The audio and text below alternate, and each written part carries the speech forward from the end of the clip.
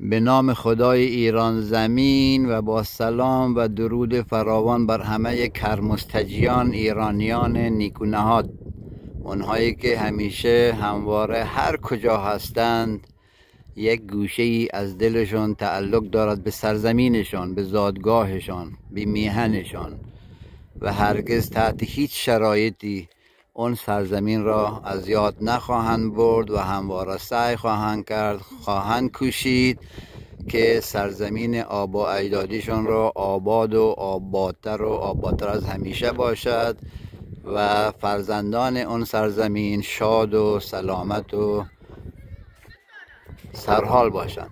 امروز یک از روزهای استثنایی کرمستجه. امروز پنجشنبه ساعت 2 بعد از ظهر، تاریخ هم 20 دی ماه 1403 و 9 دسامبر 2024.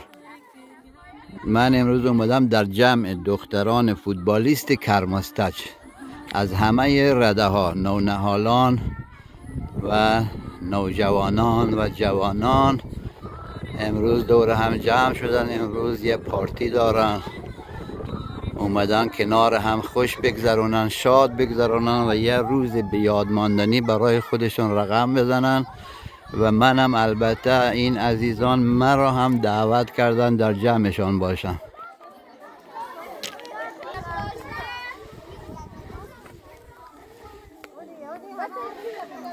این جمع دختران فوتبالیست کرمستج، دخترانی که برای اولین بار تاریخ ساز شدن و شروع کردن به تشکیل تیم فوتبال دختران کرمستج.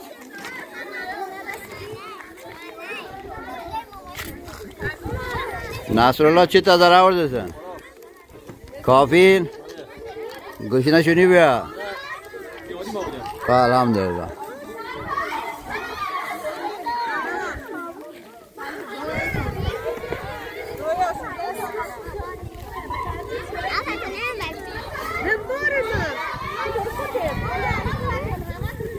حالا به طور که پرسیدا مرتون چند نفرن روی همراه دارم که 60 نفرن، یعنی 3 تیم فوتبال.